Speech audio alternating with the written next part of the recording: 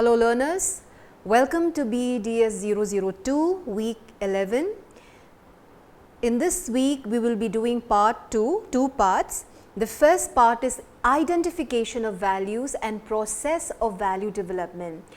You have been learning value education for the past 10 weeks and I know that you would be knowing a lot about value education and value development.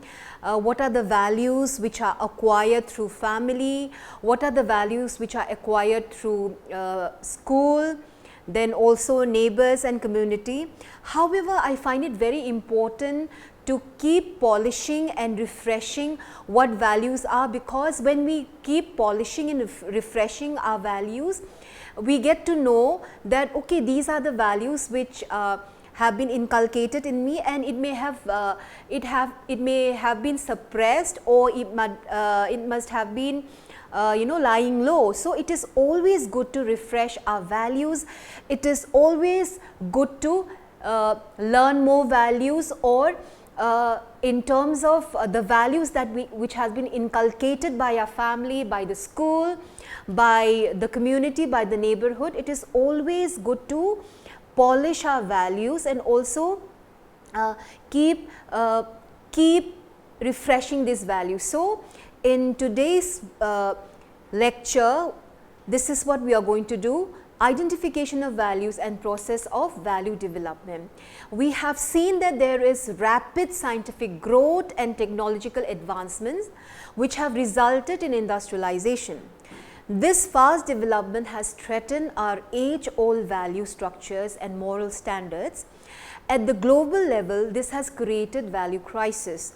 Disputes over petty matters, road rages, dacoits, murder, agitation, stabbing and so many other crimes have become rampant in society.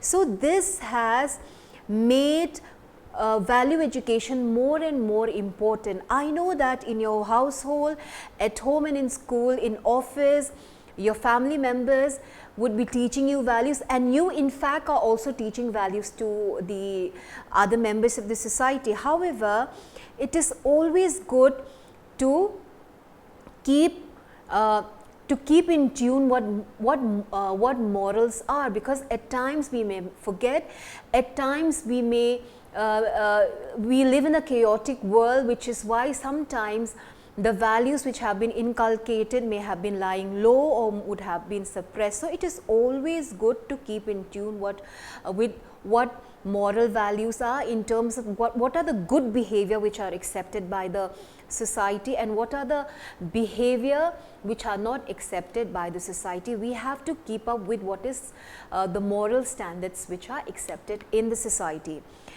There have been numerous reports of crimes in the newspapers, magazines and media. Even our entertainment is full of violence and glamorization of criminals. Entertainment in terms of the TV serials you watch, or the movies you watch, or the mobile that you see, the mobile that you carry. There are so many games which glorifies violence. And this atmosphere of valuelessness is leading to disintegration of the society and also affecting our families. It is the right time, therefore, for us to rise to action and make conscious efforts to arrest the trend and lead the families in the right direction. It is never too late. You can start now. I know that a lot of you would have started a long time back, but it is always good to, like I said, to keep learning values, inculcated values and practicing values every day, so that you do not forget it and you live according to the moral standards accepted by the society. Furthermore, everybody expressed great concern over the general deterioration of behavioral standards and patterns of the people. A majority of the systems and structures have been affected by the deterioration of the society, the deterioration of the values of the society. So many value systems have deteriorated and there has been distortion of values. The individual as a member of the group system or structure may be held responsible for some of them from one point of view. So, when we talk about the breakdown of the moral standards, when we talk about distortion of values, when we talk about deterioration of values, individuals may be held responsible by certain people. These people's opinion is that individuals are responsible for the breakdown of moral standards. From another point of view, the individual is thought to be or seen to be helpless about the situation. Therefore, one has to think seriously to find the root causes of this behavioral distortion and deterioration. So, when we talk about the society values deteriorating or distortion of values, there are two points of views. One is individuals being held responsible for it.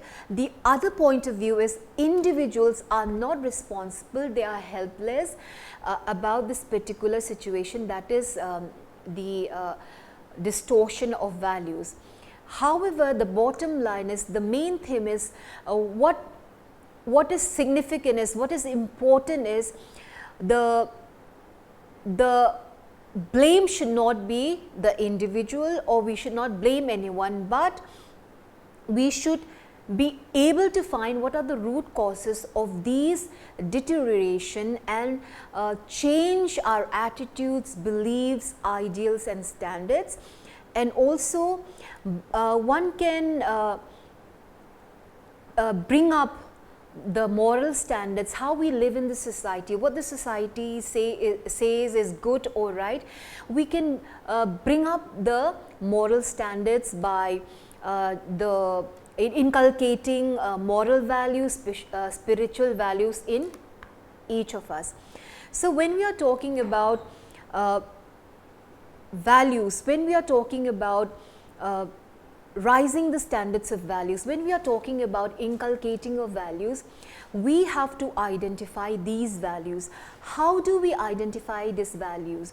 Identification of values is important, and we have been talking about, and you would be knowing already that family is the first school of learning, and family as the first institution of education enables its members to inculcate skills, attitudes and values.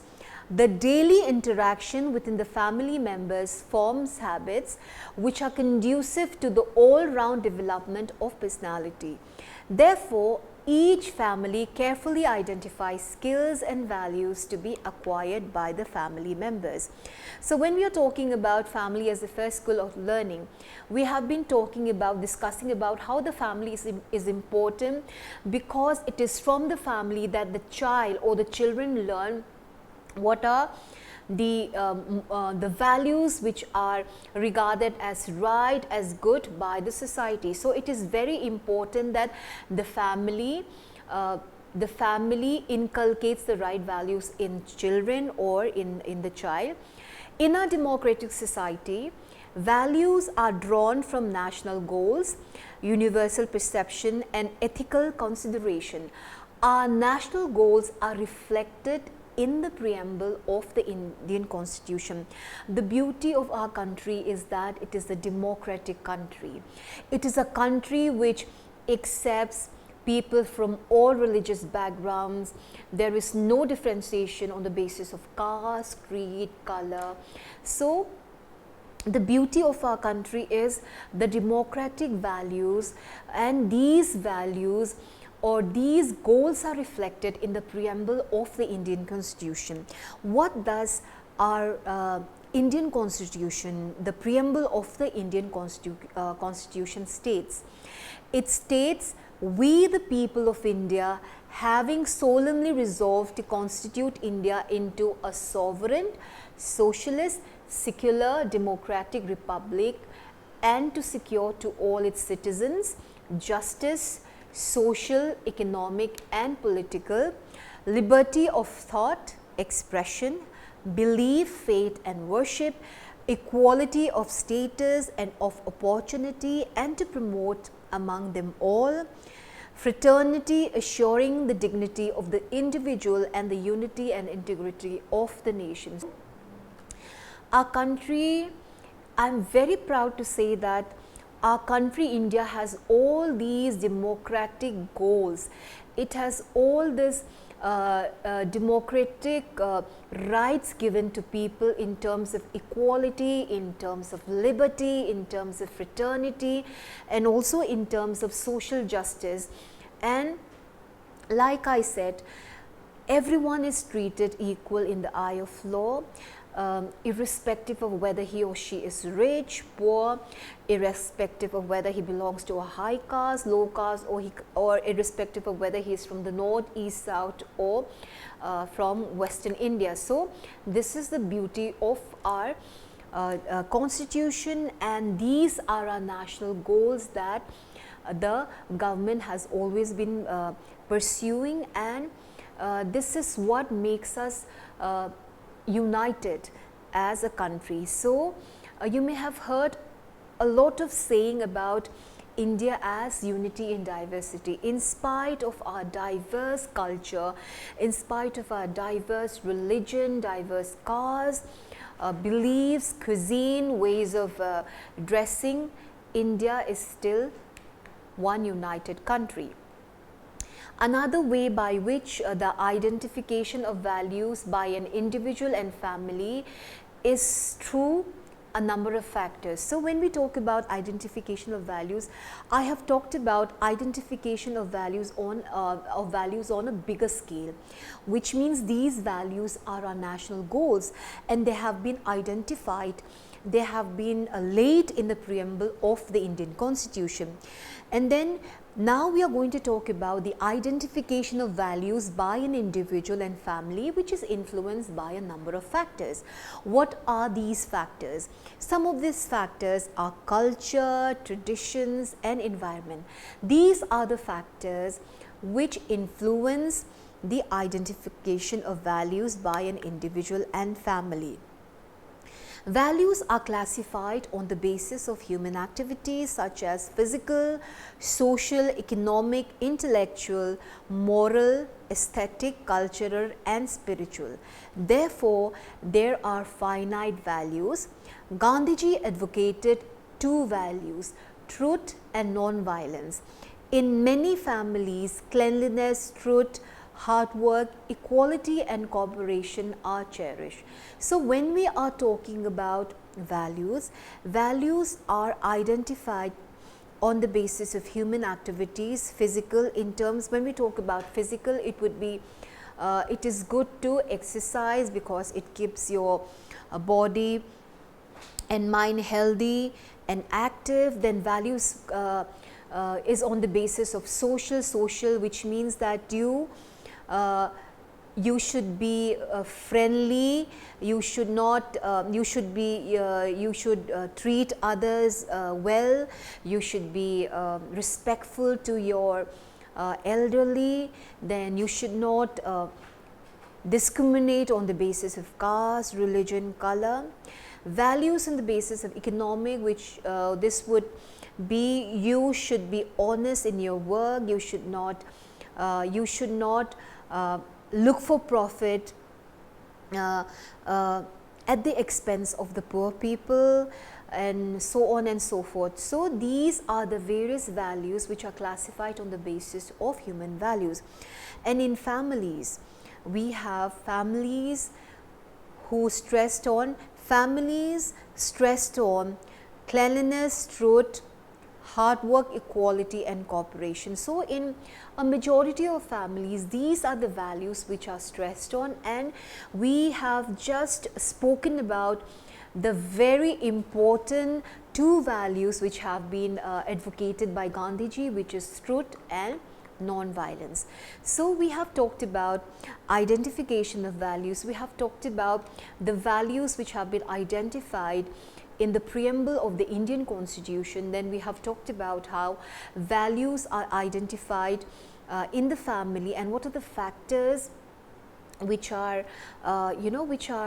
factors which influence these values. We have talked about how family influence value, and also we have talked about how important it is for the family to guide the children. And in terms of values being identified, then tradition is also very important. There are various traditions which has been carried on from generation to generation. We have talked about family. Then what are the values which are which has been influenced by tradition? India is a land of many traditions. There have been very beautiful traditions wherein, you know, respecting your guest, Atithi Namao Deva, is a concept which means that you should respect your visitors and you should respect them. Then we have the tradition of respecting our elderly. All these are traditions. By these tradition values are identify them. Another factor which helps us identify value is environment. Environment in terms of your surroundings, like your neighbors, it could be your community where you live. If you have a good community, if you have a good neighbor, then in the values inculcated by them to you, or the values you learn from them would lead to an overall development of your personality. You would grow up to be a person of values. For example, the neighborhood would let's say they organize a cleanliness drive, they organize a campaign to collect materials, food items for the downtrodden. The community can organize a blood camp. All these would instill a community feeling, it would instill a social service feeling in you. So when we talk about identification of values, family, the traditions, the environment is very important. Now let me move on to process of value development. What do you mean by process of value development? What are the process of value development? How does value development takes place? It is very important for parents, because we keep talking about parents because they are the first school of learning, and it is from the parents that the children learn the first values, if I may call it. It is the parents where children learn the initial values. So it is important for parents to know the processes of development: physical, social and moral. Moral values are desirable values in family. According to K.M. Gupta, there are 4 stages of moral development. How does moral develop? And according to K.M. Gupta, there are 4 stages of development. Stage 1, immediate consequences require the attention of parents to make a child aware. This helps them to know the consequences of the behavior. Let's say, for example, a child is playing with his friends and he starts beating another child, or he starts throwing the toy that he's carrying. The immediate reaction of the parent should be to tell the child that it is wrong to beat up another child, throw away the toy, sorry.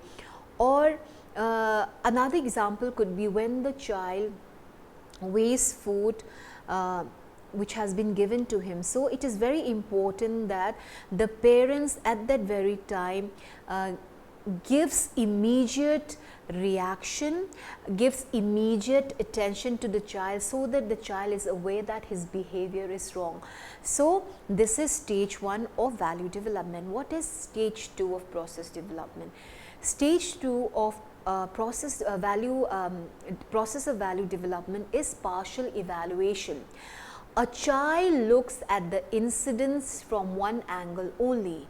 Naturally, parents must discuss with the child about the consequences for each child.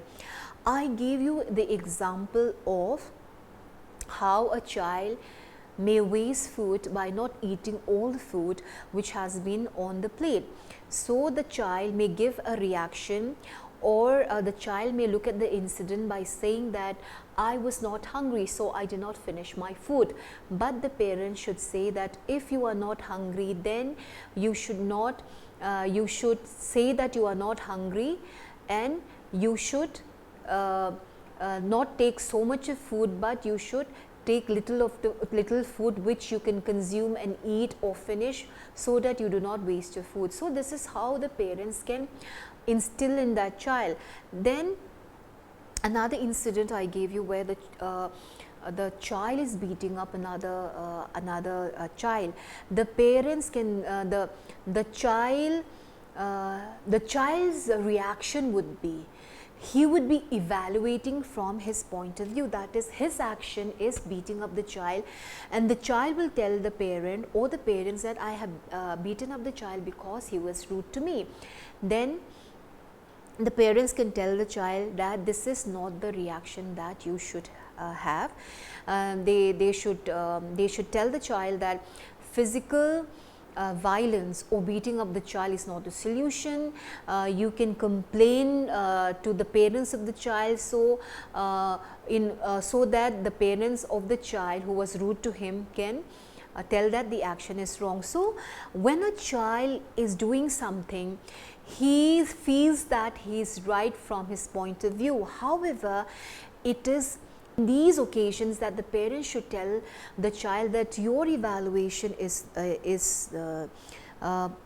not fully correct. It may be partially correct, but it is not the solution. There are other solutions to the problem. You do not need to be physically violent. You can complain to the parents of the child who was rude to you, or you can tell the child who has wasted his food, saying that if you are not hungry, do not take so much of food. Or you can tell the child that if you are not hungry, if you are already full, you should just refuse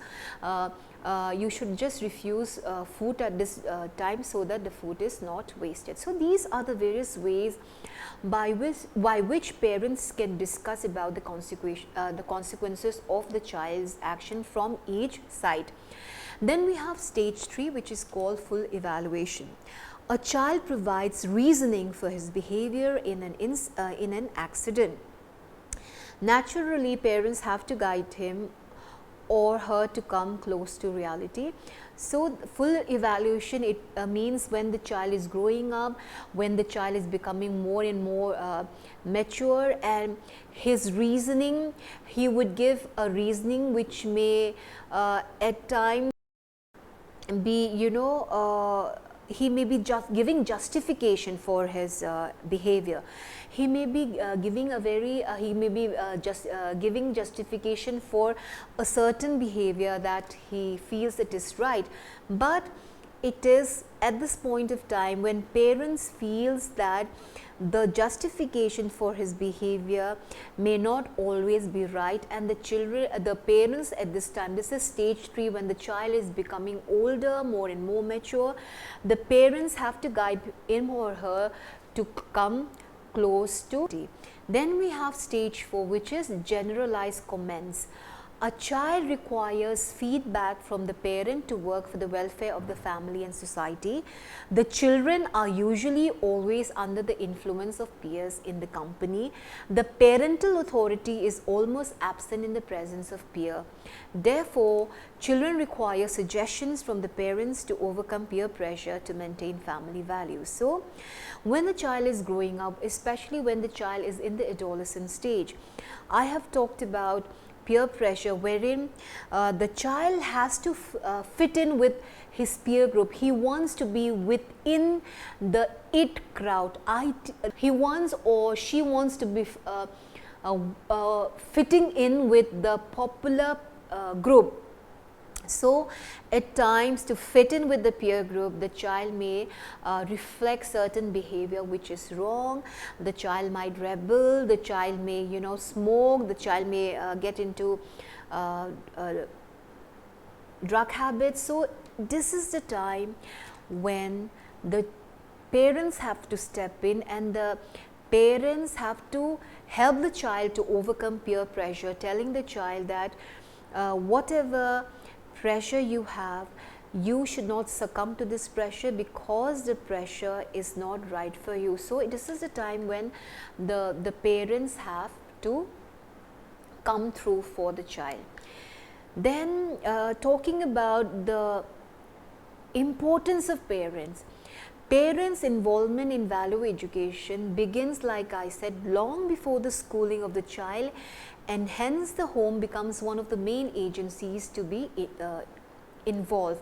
No human being is born with set of values. Initially, values are transmitted by the parents, grandparent, other close relatives whom the child would interact with. These values are usually such that they prepare a child to be accepted in society, learning to put things in an orderly manner, greeting the elders, respecting time by following time schedules, restraining from simple acts of violence like throwing objects, destroying property, which are perhaps some of the initial beginnings of value education. So, when we talk about parents, like I said, parents are the ones who have to come through to help the child or the children to overcome peer pressure. They are the ones who have to step in the initial, from the initial stage, by telling the children that certain behavior is wrong. When you stop the child at the initial stage, for example, beating up another person or throwing object, they would have these values for life. They would know that these are the action which they have done is wrong, so they would not repeat it in future. Most of the values are those which have been imbibed by the family from the society. Somewhere during the mid or late adolescence, the individual begins to question these values. He or she participate in life's experiences. All values are judged and reshaped to form new values. Certain values are discarded and others become integrated into the self. As the child grows, he or she begins to practice the values learned in early childhood. We have talked about the stages according to K.M. Gupta. Now let us talk about the stages of value development according to Kohlberg. Kohlberg says there are certain stages of value development. The first is the pre-conventional stage, which is usually from age 0 to 7, and this conventional stage is when the child says, I do so because my parents say so, or because by doing so it will give me appreciation or certain rewards. Then we have the conventional stage, which is between the age to 10, where the child says, because you will like me better, so I will do it, I am doing it, and because it is the law and I have to do it. So this is the conventional stage when the child says, I do it because you would like me better, my peers would like me better, my parents will like me better, my teachers would like me better, because it is the law and I have to do it. So this is the conventional stage, which is between the age 7 to 10. Then we have the post-conventional stage, which is 18 plus. Because I'm doing it so because of justice, because justice requires it, and because it is good for humanity. When we talk about value development, there are so many examples of value development. We have what is work ethics in terms of punctuality, sincerity, responsibility, humility and pride. Then we have what is called honesty in terms of in words and deeds. You do not tell lies, you do not resort to dishonest deeds to earn money. Then there is another ethic which is social justice, wherein social justice is respecting all human beings, whether it is your driver, the gardener or your domestic help. Then also in terms of teaching children certain aspect of gender issue, telling not differentiating between a boy or a girl, giving equal education to both the boy and the girl, and irrespective of whether the child is a boy or a girl, the child must be brought up to accept the that responsibilities are to be shared and not divided on the basis of parents, have a very important role in inculcating these ethics, whether it is work ethics in terms of being punctual, sincere, and to fulfill the responsibility, in terms of gender issue, not to differentiate between a boy or a girl, and telling the children that responsibility should be shared, in terms of social justice, to treat everyone equally, and also in terms of orderliness and cleanliness, where the parents should encourage the children or the child to keep the surroundings clean, and also to keep his or her room or the house clean. So, in today's session, dear learners, we have talked about identification of values, and we have talked about the process of value development. I have talked about the stages of value development according to K.M. Gupta and Kohlberg. Thank you so much for listening.